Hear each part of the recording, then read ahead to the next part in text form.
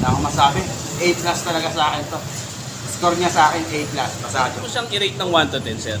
Sabihin na natin nasarap niya doon sa ibang big branded. Alam naman natin kung sino yung mga big branded, di ba?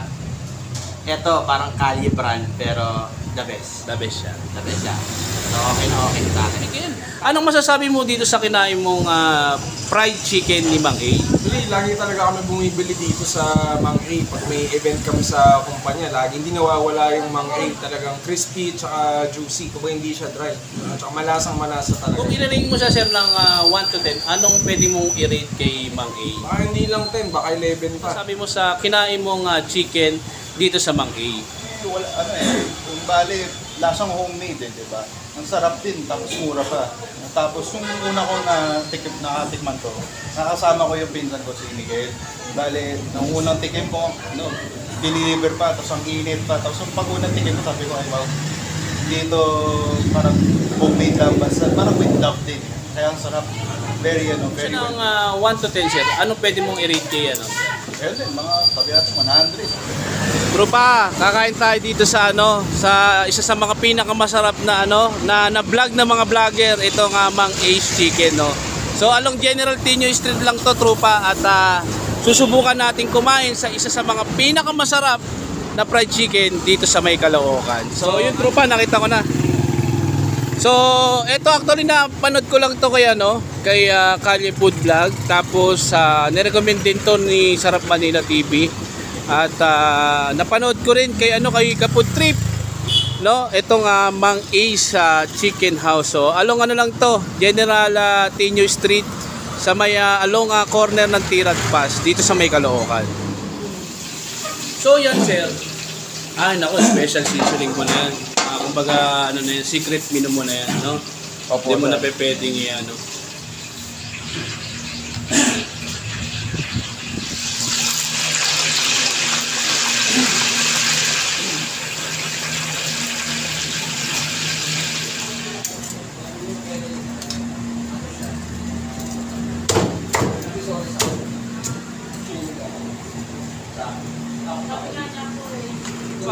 Worth 290 oh. Actually hindi kakayanin to ng ng apat na pwede pang pamilya talaga pang-anim. Sobrang dami. Tsaka in fairness yan makikita mo, amoy na amoy mo yung sarap ng chicken niya. So titikman natin after this. Tignan niyo, tropa, for only 290. Tignan mo, ang dami, sobrang dami oh. Pagkakaroon ng kaldero, pag-ibig sa kawali, talagang dalawang So tikman natin. Sarap.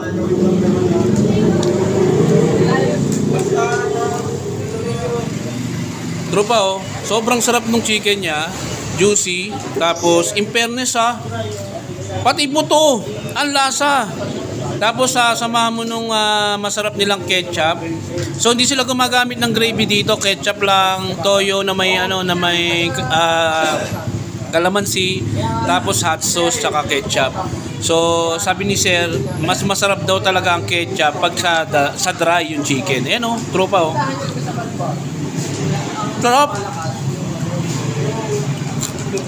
Gustong gusto ko yung yung lasa niya. Lalo na mahilig tayo sa chicken. Isa to sa mga paborito kong kinakain talaga itong isa sa pinakamasarap na chicken. Itong natikmang Mang A na to. Sobra.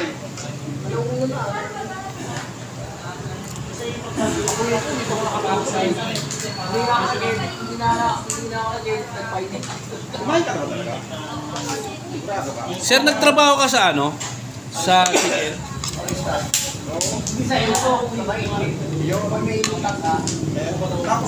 Tapos yung sabaw niya, tropa, malasa. Sobrang lasa.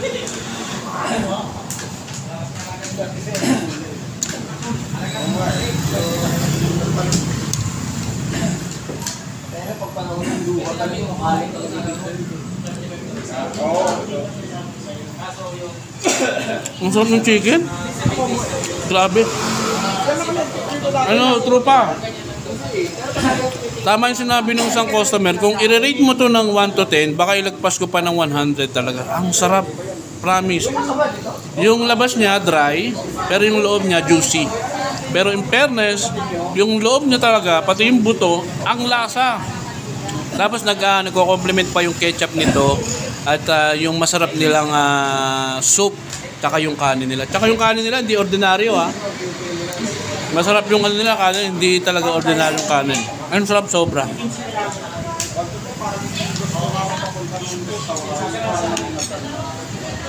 Lupa, siya nga pala si Sir Alan. No? Actually, siya yung may-ari ng Mang A Chicken. Ako yung sobrang sarap nung nakain kong fried chicken sa kanya. In fairness, sobrang lasa. So, Sir Alan, pa-invite naman yung mga viewers natin na kumain dito sa mismo yung kainan dito sa May Caloocan. Sa lahat po ng viewers, inimbitahan po namin kayo na matry nyo po ang aming fried chicken na sabi po nila pinakamasarap daw. Para po matry nyo, para po kayo naman ang makatry kung ano po ba talaga yung lasa ng aming fried chicken.